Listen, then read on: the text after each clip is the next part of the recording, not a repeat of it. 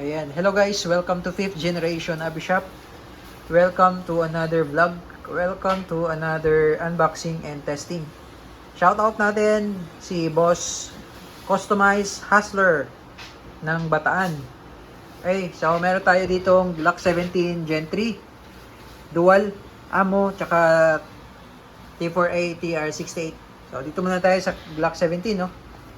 Itong Glock 17 natin, Gen 3. Blowback, CO2 powered. Ito yung specs niya, oh. Yan, oh. Glock 17 Black 4.5mm or .177 pellet or BBs. And CO2 powered 3 joules 8 rounder. So ito yung bala niya. Dual ammo po siya. Ito yung pellet. Ang gamit natin ay pointed. Ayan, oh. Ayan, ito yung pellet 177. Ito naman po yung 4.5mm na bulitas. Ayan, oh, dumidikit sa magnet. Bulitas siya. Ayan, bakal o steel. Ayan, oh. Magnet yan nasa gitna. Ayan, yun yung bala ng Glock 17. Tapos yung hangin niya ay CO2. Ito yung CO2 disposable 12G. Walang thread. Pwede kayong gumamit ng kahit anong brand basta 12G. 12G, naka-indicate 12G. Kahit hindi made in Taiwan, basta 12G. Ayan, wala siyang thread. Okay, so ito yun. Disposable siya. Okay, so itong Glock 17 Gen 3 may kasamang case, hard case. Okay, so dito naman tayo sa T4A Tactical Revolver TR68. Ito naman yung specs niya, oh. T4A, ibig sabihin ng T4A, Training for Engagement. And TR Tactical Revolver 68 caliber 68 Gen 2 Black. Ayan, o. .68 CO2 16 joules 5 rounder. Ayan, so ang bala niya marami po, maraming klase. Ito yung pepper ball po ang tawag dito. Ito yung may laman. Pagka tumama siya sa target, matigas na bagay, ano to, sumasabog yung laman nito. Ayan, pepper. Ayan, pepper ball yan. Ito yung inert. Ito naman yung pepper ball na live. Ito, maanghang talaga to. Ito, maanghang. Ito naman po yung rubber ball, caliber 68. At ito naman po yung caliber 68 na ang tawag po dito ay Dis 68. Ito yung merong parang aluminum ball sa gitna, tapos meron siyang rubberized na nakabalot sa kanya. Ayan. So, yan yung bala ng TR68 caliber 68. So, kung ikukumpara natin yung bala ng steel na 4.5 at saka yung bala ng TR68 na rubber ball, ayan. Ayan yun. Yung difference. Ayan. Tapos ito, 13 joules. 16 joules pala. Ayan, ito yun, oh. Ayan, oh. Polymer siya. Yung barrel niya, metal. Yun yung ano, barrel. Tapos, naka fiber optic sight. Yung magazine niya, ito yung magazine niya, 5 ang laman, 5. Okay. Mamaya tayo mag-load. Ayan. Tapos, ito naman yung Glock 17 Gen 3. May markings. Glock 17 Gen 3. Ito yung magazine na rotary. Dito natin ilo-load yung bala. Mamaya, papakita ko sa inyo. Ayan. Tapos ito naman, meron din siyang markings. TR68 Gen 2. Pwede mo siya lagyan ng flashlight. Pwede mo siyang lagyan ng red dot. Ayan. Ito yung quick pursing. Ito yung pinapalo. Pagka gagamitin nyo, pupush nyo lang yan. Tapos, pag may CO2 at hindi siya nakapush, hindi siya activated, ibig sabihin, hindi mo siya magagamit. Iba naman mechanism nito. Ito. Kasi, di-screw to, screw. So, mamaya, papakita ko sa inyo. Okay? So, load tayo, load. Ito muna tayo sa Glock 17, Gen 3. Itong nakikita nyo tatlo, yan po ay para sa pellet. Ito yung pellet, 177. At ito naman yung plastic. Ito kasi rubberized. Itong plastic para sa steel, para sa bulitas. Okay? So, maglo-load tayo. So, unahin natin yung plastic. Hindi naman kayo malilito dahil may kulay yan, eh. Sa plastic. So, makikita nyo parang, yan yung gear, no? Yung gear yan eh. Dito sa harapan tayo maglo-load. Sa plastic, no? Hindi naman siya komplikado eh. Dahil madali lang naman siyang lagay.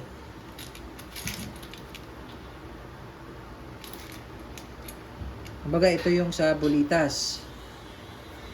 Ayan. Ayan. Ayan sa bulitas, no? Ayan.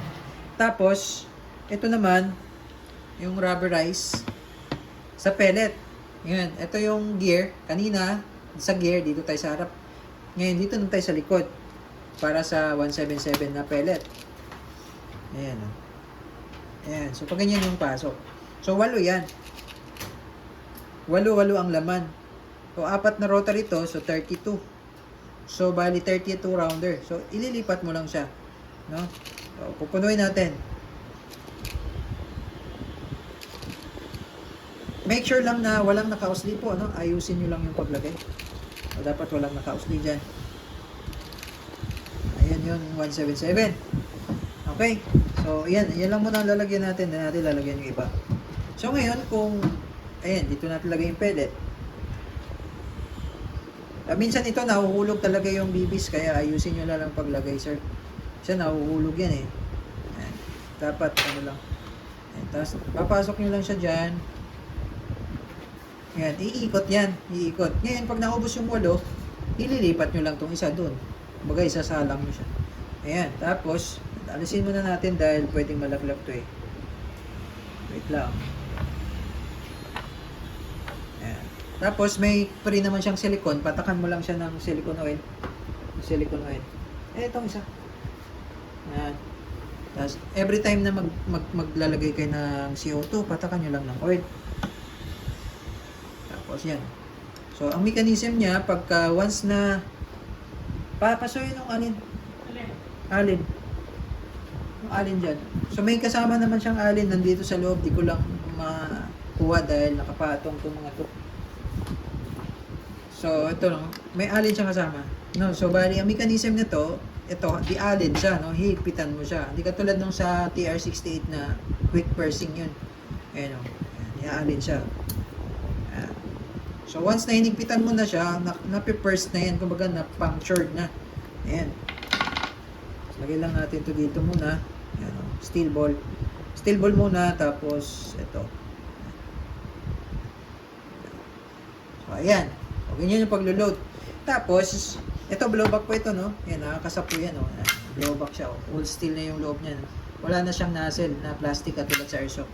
Tapos, meron siya safety dito sa ilalim. Ayan, yung red fire. Yan naman yung safe.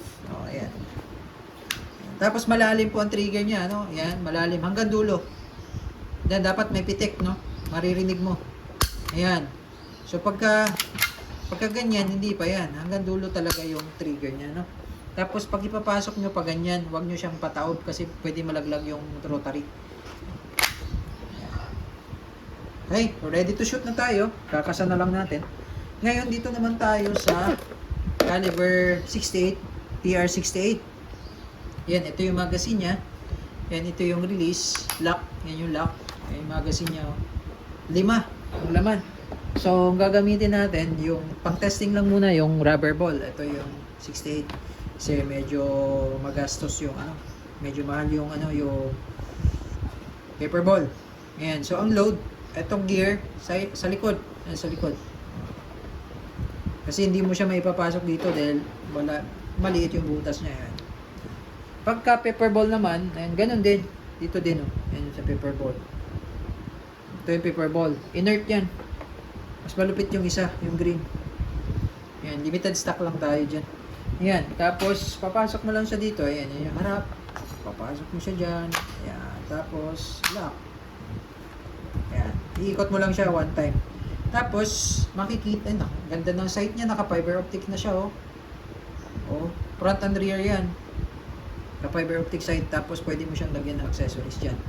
Makikita nyo dito yung indicator pin niya, nakalubog siya, wala siyang, pagka may pressure yan, aangat yan. Nakalubog siya. Kasi wala pa naman siyang CO2 eh. Hindi pa natin inactivate yung CO2. Ngayon pala sir, pagka halimbawang pinalo nyo to, activated na yung CO2, punctured niya. kailangan nyo pong gamitin kaagad sir. Huwag nyo i-stop ng matagal dito na once na punctured na, no. Pero kapag hindi pa naman punctured, okay lang, wala problema dahil hindi pa naman punctured yung CO2. So ito, alisin natin yung cap, quick pursing cap. Pag matigas, gamitan natin ng allen. Malaki yung allen. So yun yung allen, medyo matigas yung cap niya. Yung maliit dito. Maliit dito. Pagka matigas, allen lang. Allen mo lang yun. Hindi, maliit to eh. Yung kasunod niyan. Malaki. Isa is. Hindi man to kasya oh. Di 5. Oo. Yan. Kaya naman kamay. Medyo madulas lang yung kamay ko. Kaya naman kamay. Huwag mo lang siyang higpitan talaga. Hindi naman talaga to hinihigpitan ng todo. Saktong higpit lang. Ayan, tapos medyo madulas lang yung kamay ko, maraming oil eh. Ayan, patakan mo lang to ng oil. Tapos patak din dito sa CO2, yung tip, no? Yan, yan yung pag punctured na yan, may butas yan dyan. Ayan. Tapos ang lagay pa ganyan. Okay. So ito ay tamang ano lang, pagka hindi mo na maiikot, tama na yun. Huwag mo na siyang iipitan todo talaga. Para madali mo lang siyang matanggal din. Okay? So ayan. Ayan. So ngayon, hindi pa punctured yan sir ha, kasi nga hindi pa natin inactivate, hindi pa natin pinush or pinalo yan. So, pinalo natin yan, meron na siyang pressure dito. Ay kumbaga may indicator pin, aangat yan. Aangat.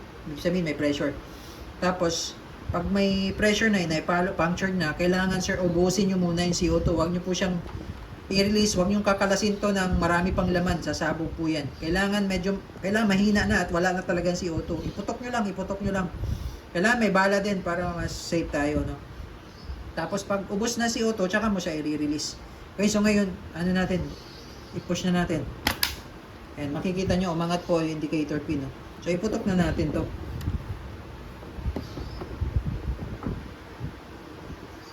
Okay, sir, dito muna tayo sa Glock 17 Gen 3 na dual. Ayan. Steel ball. Okay. So ito sir, hindi siya nag-open slide dahil iba magazine niya, hindi siya katulad sa airsoft. Rotary siya eh. Okay. Firing.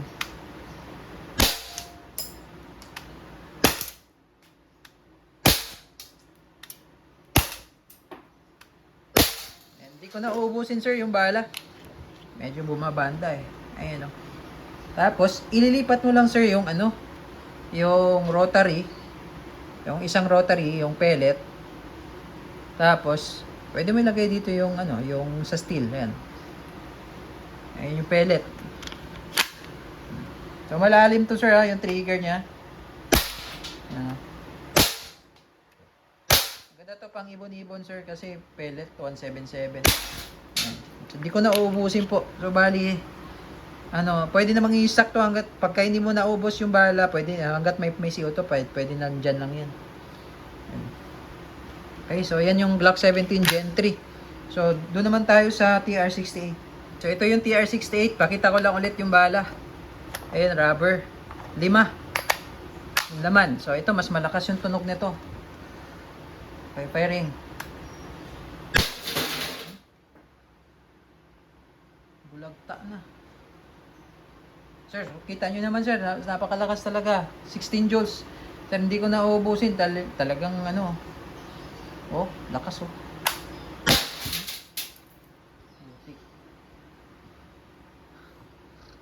Yan, so yun lamang po sir. Ito yung R68 tsaka yung Glock 17 Gen 3. So, ngayon sir sa demo, hindi ko ubusin pero pag i-release ko po ito, kailangan ko munang ubusin yung CO2 sir. Iputok ko lang siya ng iputok. Iputok mo lang na iputok hanggang sa maubos na, wala nang laman. Bago mo siya i-release. Kasi hindi mo siya pwedeng i-release to na marami pang pressure sasabog yung internals niyan. Okay?